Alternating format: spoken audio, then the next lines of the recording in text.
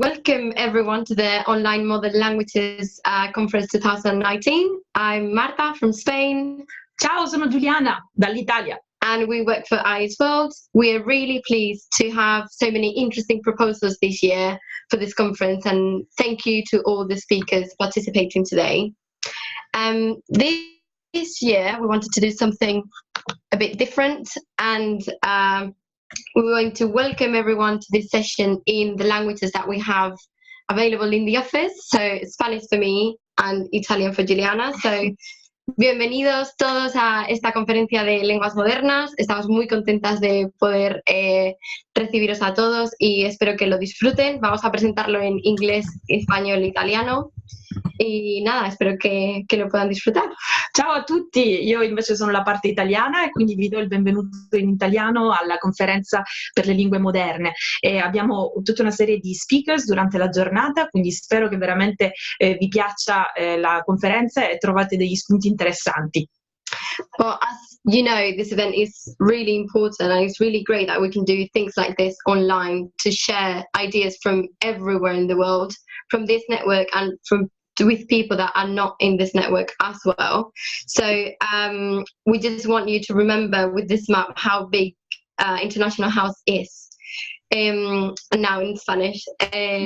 Pues nada, simplemente queríamos remarcar lo grande que es International House, que estamos por todas partes o intentamos estar, y en un evento como este es genial para poder compartir ideas desde todos esos países que parece que están tan lejos, y con esta conferencia nos unimos y nos sentimos más cerca. Sì, è questo in italiano adesso. E quindi questa è la mappa del nostro network e abbiamo scuole in tutto il mondo, e questa conferenza è l'opportunità per tutte le scuole del network, ma anche persone che non fanno parte del network, di condividere idee l'inglese, idee e attività che possano essere utili per i vari colleghi in giro per il mondo. Quindi questa è la nostra organizzazione e a breve avrete l'occasione di vedere quante competenze in giro per il mondo attraverso il nostro network sono presenti. And I think that's all from us. We hope you really enjoy this conference and you learn lots from each other. So, eso es todo de nuestra parte. Espero que disfrutéis mucho de la conferencia y que podáis compartir muchas ideas. Questo è tutto da parte nostra. Vi auguriamo una splendida conferenza e che abbiate la possibilità di prendere tante informazioni, tante idee e suggerimenti per le vostre lezioni. E scrivete i vostri commenti nel messaggio del Zoom Group Chat e scriveteci anche se volete il vostro benvenuto nella vostra lingua. Ciao!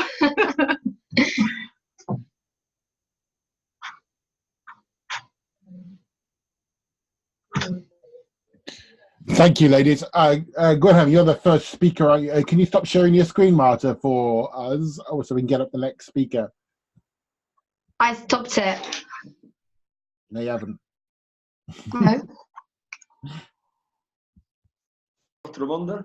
Donc, comme vient de l'expliquer Sean, je m'appelle Guillaume Garcia et je travaille à International House à Séville en Espagne comme professeur de français depuis une dizaine d'années. Donc, le but de donc vous êtes plusieurs apparemment, je vois, non? Je vois Georgine. Vous voulez peut-être écrire sur Vous avez accès à la boîte de chat qui apparaît peut-être sur votre écran? Si vous voulez ne serait-ce que marquer votre nom ou d'où vous venez, histoire que ce soit un petit peu plus pratique.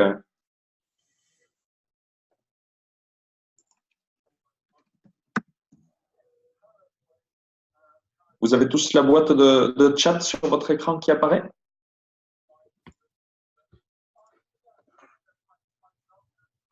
Ok, bon, écoutez, sinon c'est pas très grave, je vais continuer à parler. Si vous avez quelconque problème, vous pouvez écrire directement sur la boîte de chat. Ok?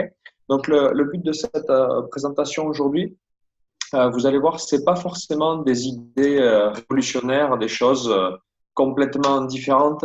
C'est souvent des choses qu'on fait peut-être, mais d'une certaine manière. Donc l'idée, c'est essayer de voir comment le faire autrement, ou des choses qu'on faisait il y a 10 ans ou il y a 5 ans et on a arrêté de le faire et finalement, ça fait du bien de se rafraîchir un petit peu la mémoire. Donc, c'est un petit peu l'idée de ça aujourd'hui. Donc, il y aura une bonne dizaine d'activités. L'idée, c'est des choses très pratiques qui fonctionne bien en classe et qui vous demande un minimum de préparation. C'est-à-dire que si on a 20-25 d'heures de cours par semaine, on n'a pas forcément le temps pour passer 2 heures à préparer chaque cours, c'est pas possible. Donc, ça fait du bien d'avoir des activités qui marchent très bien avec un minimum de préparation. Donc, c'est un petit peu le but de ce qu'on va voir aujourd'hui. Alors, pour commencer, on va s'échauffer un petit peu.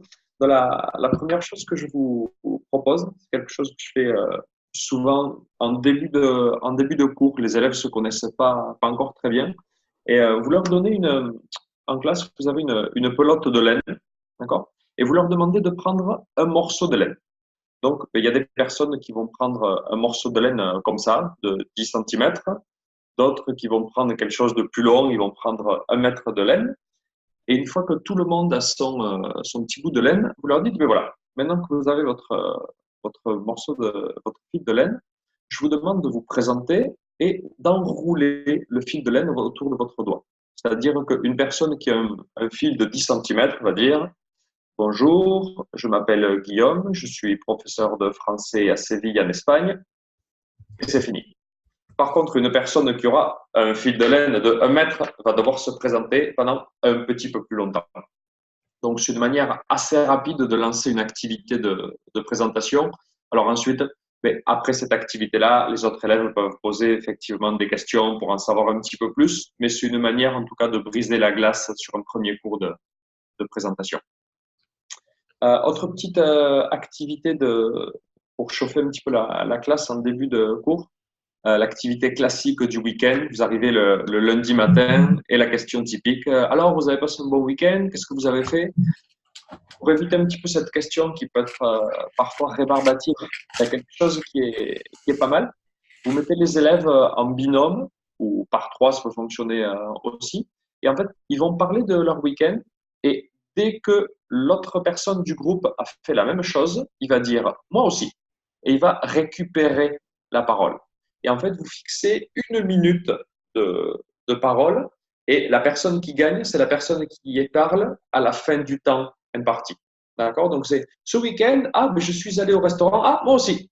Et alors, moi, je suis allé au parc avec les enfants et ensuite, on est allé au cinéma, moi aussi. Et en fait, la parole va passer de l'un à l'autre. Et l'objectif de tout ça, en fait, c'est de les obliger à être attentifs à ce que va dire l'autre personne pour pouvoir l'interrompre et pour pouvoir prendre la parole à son tour. De la même manière, par exemple, vous pouvez faire la même chose. Donc, vous mettez les élèves en binôme aussi et avec un stylo dans la paume de la main comme ça. Donc, ils parlent de ce qu'ils ont fait pendant le week-end et le but, c'est que l'autre personne prenne le stylo pendant qu'il parle. D'accord? Donc, celui qui a le stylo a la parole. Donc, en fait, c'est une manière de leur obliger de se concentrer sur ce qu'ils disent et aussi se concentrer sur autre chose et pas forcément penser exactement à ce qu'ils sont en train de dire et être capable de faire plusieurs choses en même temps. D'accord? Donc, ça, c'est quelque chose qui fonctionne en général relativement bien. Alors, si on continue un petit peu cet échauffement, la température commence à monter. L'activité que je vous propose, c'est une activité de mime. J'ai découvert cette activité à une formation de clé internationale. C'était Adrien Paillet que je vous recommande. Et donc, Adrien, dans sa formation, nous parlait d'une manière un petit peu d'intégrer les mimes en cours. Donc, moi, par exemple, j'imagine comme beaucoup d'entre vous, on intègre les mimes, par exemple, un grand classique pour les professions. D'accord? Donc, vous avez le docteur, l'infirmier, tout ce genre de profession, et le mime se fait en général très, très bien. Ce qu'il y a, c'est que le mime, souvent, les élèves, par timidité, vont être un petit peu plus renfermés, ils vont pas forcément oser. Donc, du coup, le but, c'est d'essayer de les protéger. Et pour ça, en fait, je vous propose de mettre un peu de musique en fond du mime. Donc, en fait, la manière de fonctionner, c'est par exemple pour parler des activités quotidiennes, d'accord? Il y a une activité qui fonctionne très bien. Vous demandez à vos étudiants, donc vous mettez en général 2 ou 3 étudiants, vous faites des équipes, d'accord? Donc, par exemple, vous faites 2, 3 équipes et vous mettez 3 étudiants au tableau pour mimer. Et vous mettez derrière une musique et vous leur demandez de mimer leur activité, par exemple, entre le moment où ils se lèvent et le moment où ils arrivent au travail, ou le moment où ils se lèvent et le moment où ils se couchent. Et vous leur dites qu'ils doivent mimer en rythme avec la musique. Donc, du coup, vous leur imposez un rythme au mime. Et c'est vrai que pour ça, j'utilise une chanson qui fonctionne très, très bien. C'est Sing, Sing, Sing de Benny Goodman. Donc, je vais juste vous faire écouter un petit peu la chanson pour que vous voyez le rythme. C'est une chanson très connue, donc je la laisse juste 10 secondes. Vous allez voir.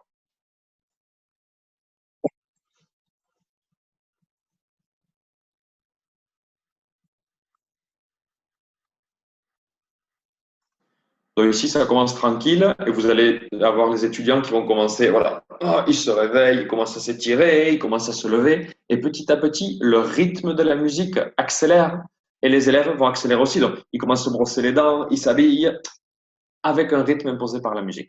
Écoutez.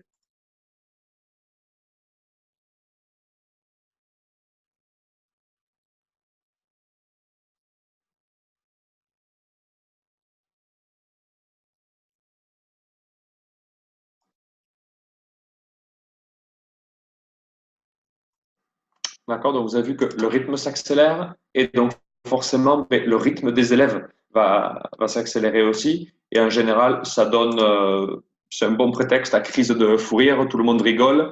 Mais en même temps, ils perdent un petit peu cette timidité, ce blocage qu'ils peuvent avoir et ils vont faire l'activité. Et après, une fois que vous avez fait ça, eh bien, le reste de l'équipe doit faire la liste de toutes les activités, par exemple, et ils vérifient avec leurs collègues de classe qu'ils ont bien découvert toutes les activités qu'ils font dans la matinée, par exemple. Okay. Donc voilà pour ça. Là, oui, la chanson sur YouTube, vous la trouvez sans aucun problème. Vous mettez Sing, Sing, Sing, Benny Goodman, et vous la trouvez sans aucun problème. Okay. Alors, on continue. Oui, si vous avez des questions ou quoi que ce soit, n'hésitez pas à écrire directement sur la boîte de chat. Alors, pour activer la boîte de chat, sur la barre, vous pouvez la voir soit en bas, soit en haut en fonction de votre configuration. Vous cliquez sur plus, au more, je ne sais pas si c'est en anglais, et vous avez converser. D'accord? Vous pouvez faire aussi Alt plus H pour voir apparaître la boîte de chat. D'accord? Donc, si vous avez des questions ou quoi que ce soit, n'hésitez pas. Donc, vous ouvrez le menu, plus, converser, et en cliquant, vous avez la barre de chat qui va apparaître. Okay. Donc, on continue avec un grand classique, le memory. Donc, moi, le memory, c'est quelque chose que, ouais, au début, quand j'ai commencé à travailler comme professeur, je ne connais pas, c'est pas du tout. Et puis, une bonne collègue à moi, Anne-Claire, un jour m'a dit, ah, regarde, je fais ça, le memory. Et donc, j'ai découvert le memory. Et après, ben, à partir de là, j'ai commencé à me dire, OK, sur cette base de memory, qu'est-ce que je peux faire pour rentabiliser un maximum ce jeu de cartes? Donc, le memory, s'il y en a qui ne connaissent pas, c'est finalement une carte avec un dessin et une carte avec un mot. Et vous avez une série de cartes avec des dessins, une série de cartes avec des mots, et vous retournez et vous devez associer le mot à l'image correcte. Donc moi, comment je fais? J'ai toujours dans mon kit de prof dans mon sac à dos, j'ai un petit peu de papier cartonné. Et en fait, ce que je fais, c'est que je découpe des cartes. Donc, vous prenez des petites cartes comme ça, c'est suffisant. Et je donne les cartes vierges aux élèves. C'est-à-dire, je leur donne en général 2 couleurs différentes. Donc, ils ont 10 cartes blanches, 10 cartes bleues. Et donc, si on a fait une leçon avec un petit peu de vocabulaire nouveau, par exemple, ou des expressions, ou vous pouvez l'adapter à ce que vous voulez, je leur dis, voilà, vous choisissez les 10 mots ou expressions qui vous semblent le plus importants. Vous écrivez les 10 mots sur 10 cartes et vous faites un dessin de la signification sur les 10 autres cartes. En fait, chaque groupe, donc ils peuvent faire ça par 2 ou par 3 maximum, chaque groupe va réellement choisir le vocabulaire qui leur semble le plus important. C'est pas le professeur qui va dire « moi je considère que ce vocabulaire-là est important », alors que peut-être que les élèves le connaissent et du coup, il n'y aura pas forcément d'intérêt de travailler comme ça. Donc, c'est vraiment laisser une fois de plus la place à l'élève et lui laisser la liberté de choisir le vocabulaire qu'il veut vraiment étudier. Donc, une fois en fait que vos élèves ont fait leur carte, ben, vous pouvez faire le memory classique, c'est-à-dire, OK, ben, dans leur groupe de 2, 3, ils installent les 10 cartes d'un côté, les 10 cartes de l'autre, ils associent, réponse correcte, ils continuent, et puis c'est parti. Ce que vous pouvez faire aussi, c'est que vous faites tourner les cartes. C'est-à-dire, vous avez 3 groupes. Le premier groupe qui donne les cartes au groupe de gauche, et ainsi de suite. Donc, ils ont des cartes avec du vocabulaire que eux n'avaient peut-être pas forcément marqué, ou auquel ils n'avaient pas forcément pensé, ou peut-être qu'ils ne connaissent pas bien, ou alors qu'ils connaissent, mais en tout cas, ils vont avoir un vocabulaire différent. Et une fois de plus, la seule chose que vous avez fait, c'est découper vos petites cartes. Et pour le moment, vous n'avez rien fait de plus, et vos élèves en profitent bien. Vous pouvez faire ça avec des groupes d'enfants, d'adultes. Je fais ça aussi beaucoup avec des groupes de seniors, donc une bonne activité de mémoire qui en général est assez appréciée. Et une fois que vous avez fait ça, vous pouvez par exemple, donc une fois qu'ils ont fait une partie, 2 parties, la revanche, ce que vous considérez, ce que je fais d'habitude, c'est par exemple, je mets une table au centre de la classe avec uniquement tous les dessins. Et je mets les élèves autour de la table en rond. Donc, vous pouvez faire ça sur une table, 2 tables en fonction du nombre d'élèves que vous avez. Et en fait, moi, je dis le mot à voix haute et les élèves, avec leurs mains derrière le dos, doivent être les plus rapides à prendre la carte correcte. Donc, vous dites par exemple du poisson, tac. S'ils mettent la carte sur le poisson, ils prennent la carte, ils ont un point. Imaginez, vous dites poisson et un élève prend le poison. Mais là, du coup, il a une pénalité. La pénalité, c'est il doit remettre l'une de ses cartes sur la table. Ok, donc c'est une manière comme ça d'intégrer un petit peu la compétition et une activité physique en classe. Et en général, ça fonctionne relativement bien. Ok. Et puis ensuite, ces cartes-là, vous pouvez les garder. Et le cours suivant, vous pouvez réutiliser ces cartes pour faire d'autres activités de vocabulaire, par exemple. Ok. Donc, je vais continuer parce que c'est vrai que c'est déjà moins le cas, ça passe super vite et il y a plein de choses que j'aimerais présenter. Ensuite, mini présentation, ça c'est génial, c'est une très bonne manière de connaître un petit peu mieux vos élèves. À partir d'un niveau, vous pouvez faire ça à partir d'un niveau élémentaire sans aucun problème. Vous demandez à vos élèves de présenter quelque chose qui leur plaît.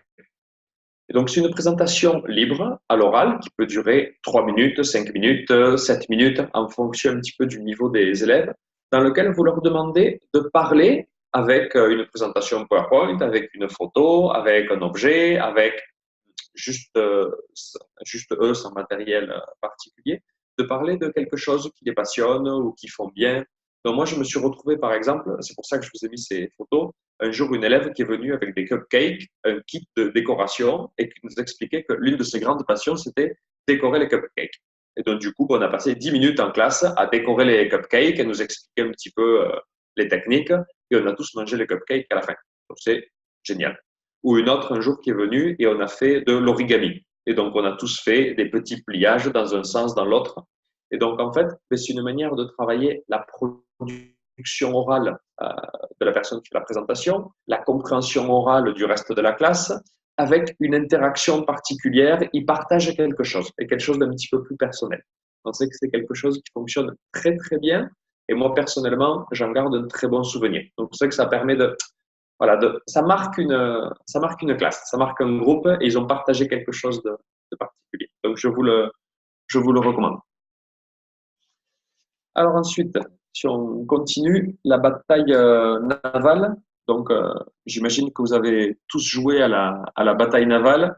C'est ça, donc le principe, hein, vous l'avez sur l'écran, c'est une série de bateaux avec des A, B, C, D, E, F, G, une série de lettres, une série de chiffres, et vous devez tout simplement détruire les bateaux de l'autre. Moi, comment j'utilise ça en classe, c'est quelque chose que font pas mal de professeurs, hein, j'imagine que vous le faites déjà aussi, c'est une bataille navale de conjugaison. Hein. Donc, par exemple, ce que je fais, c'est que je leur donne des grilles avec les sujets sur la gauche. Donc, je, tu, il, nous, vous, elle. Alors là, pour éviter les problèmes de phonétique entre le il au singulier, il au pluriel, je ne sais pas ce que tu as dit, je prends les coordonnées de manière incorrecte.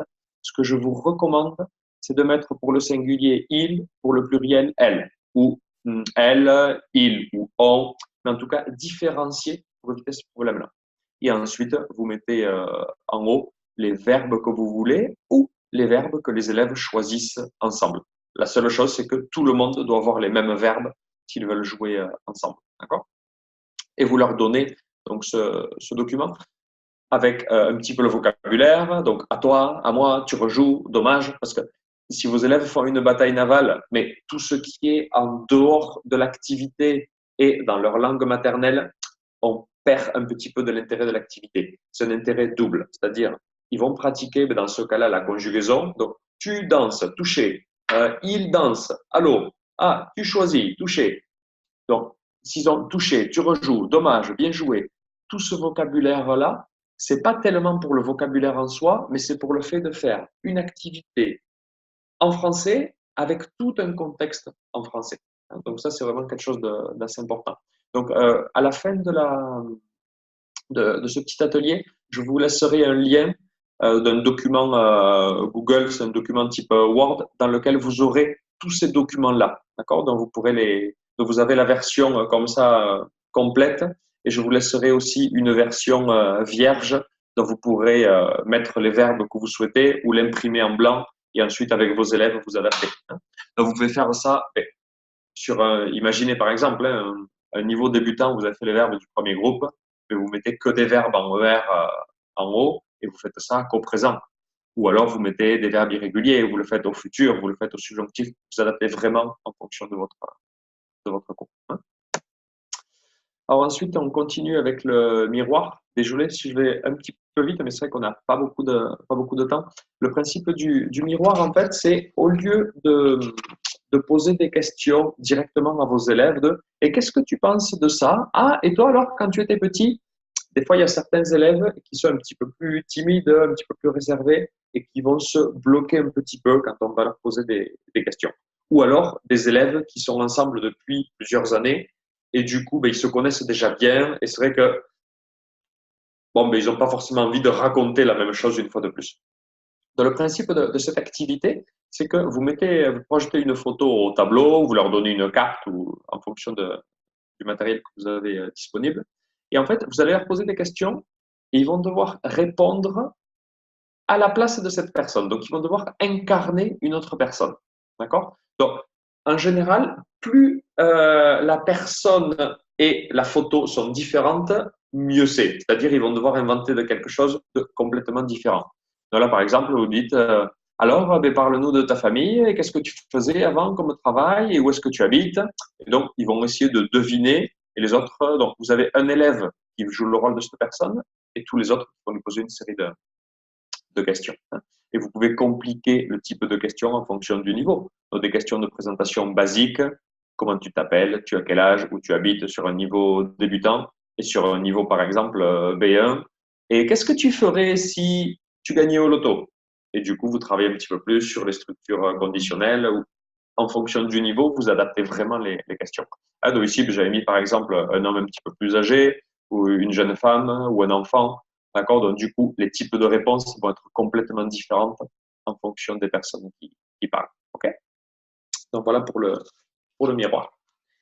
Alors, on continue sur le morpion. Dans le morpion, un grand classique international, 3 ronds, 3 croix, le premier qui aligne a gagné.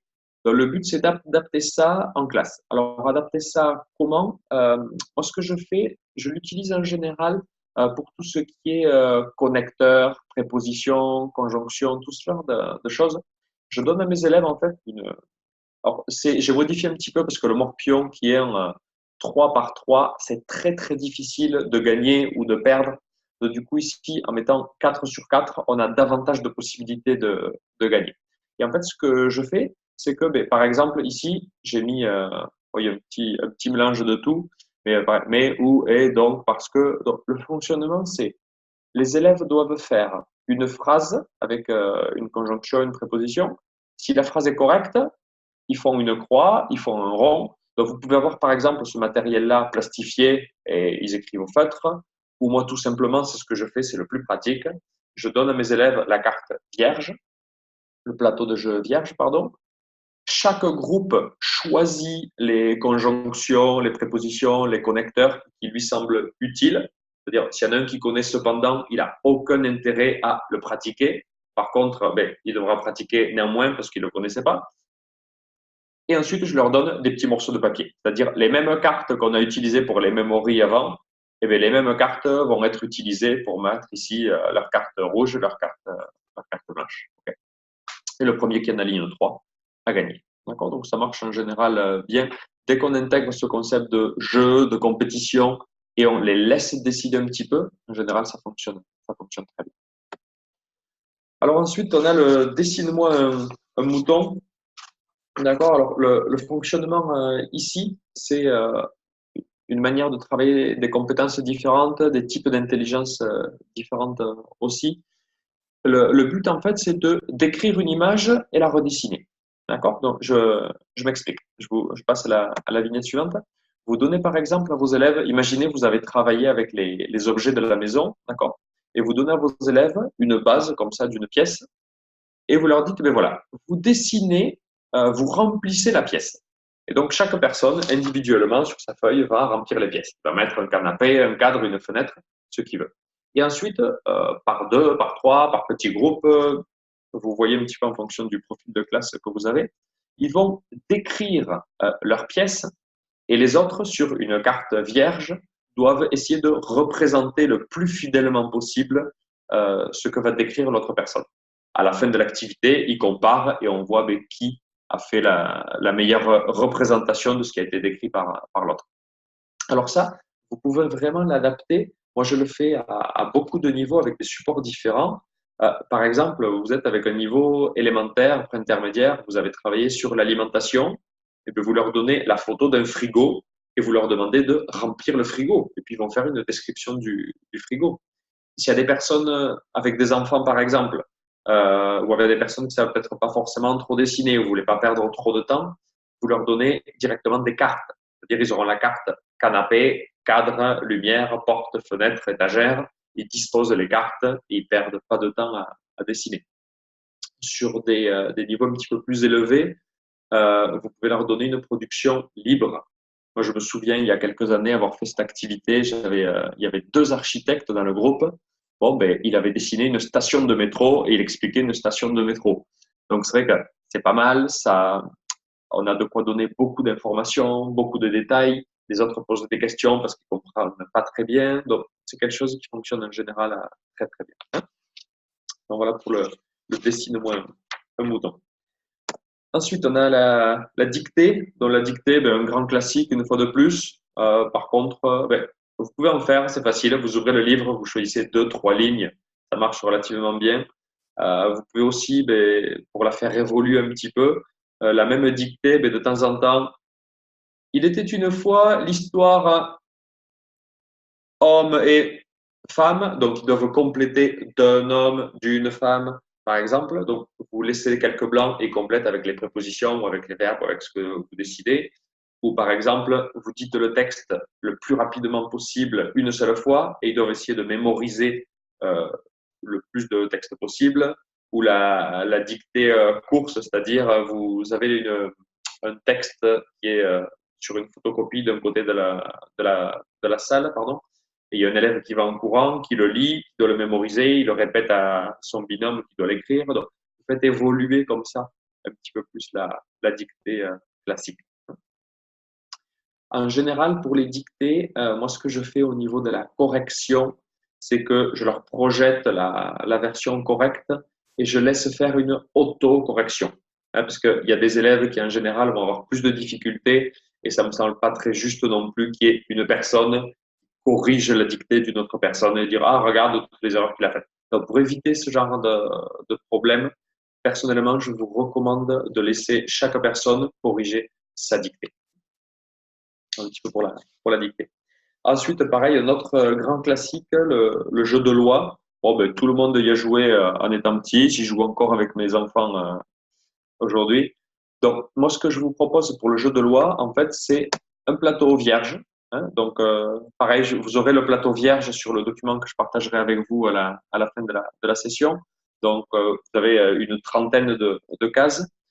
Et en fait, ce plateau reste tel quel. Ce sur quoi réellement vous allez travailler, c'est sur les questions. Et les questions, une fois de plus, vous ne préparez rien. C'est-à-dire, vous avez un plateau vierge et vous avez des questions, mais des questions vierges. Alors moi, j'ai fait ça il y a encore 2 semaines dans un niveau pré-intermédiaire. J'avais 4 élèves. Bon, j'ai dit, c'est bon, vous préparez 7 questions chacun. Chacun a préparé ces 7 questions, des questions qui peuvent être très variées. Conjugue le subjonctif du verbe faire. Chante-moi une chanson française. Donne-moi une recette facile. Ça peut être très, très, très varié. Ça peut être de la culture, ça peut être de la grammaire, ça peut être de l'orthographe, ça peut être raconter une histoire. Donc, vous pouvez vraiment leur donner totale liberté. Okay, ça peut être pas mal en fin d'unité, par exemple, où ils vont avoir tendance à poser des questions sur tout ce qu'ils viennent de faire. Donc, c'est quelque chose qui marche en général pas mal. Ce que je vous recommande, chaque élève écrit les questions sur son cahier ou sur sa feuille ou là où il veut. Vous vérifiez, vous corrigez, et une fois que la question est correcte et bien formulée, alors vous leur donnez le papier que vous avez ici à l'écran et ils écrivent leurs questions. Donc ça, c'est bien important pour éviter qu'ils écrivent des choses incorrectes. Alors désolé, parce que c'est déjà 1h moins 2, donc je ne veux pas empiéter sur la présentation suivante, donc je vais zapper un petit peu. Donc voilà, jeu de définition, le cadavre exquis, utilisation du WhatsApp en classe, mais bon, ça pourra faire l'objet d'une autre présentation. Donc, écoutez, merci pour tout. Donc, vous pouvez avoir accès aux documents sur le lien que vous avez juste ici, d'accord? Donc, je vous dis, vous aurez aussi la présentation disponible sur l'espace de langue moderne du site internet de AH World. Donc, a priori, vous aurez toute l'information. Oh, pardon. Donc, je vous dis, vous pouvez faire un copier-coller directement de la présentation. OK? Donc, si vous avez besoin de plus d'informations, si vous avez des questions, j'ai été peut-être un petit peu vite sur certaines choses. N'hésitez pas à m'envoyer un email à frances@click.es et puis je me ferai un plaisir de vous répondre. Mais écoutez, désolé parce qu'on n'a pas vraiment beaucoup plus de temps, mais je vous dis, si vous avez besoin de quelque chose, n'hésitez pas à envoyer un email et puis je me ferai un plaisir de répondre. Merci pour tout. Merci beaucoup, Gwenham. It was really enjoyable. My French isn't brilliant, but I got a lot out of that talk. Thank you very much Thank you, for that. It was great.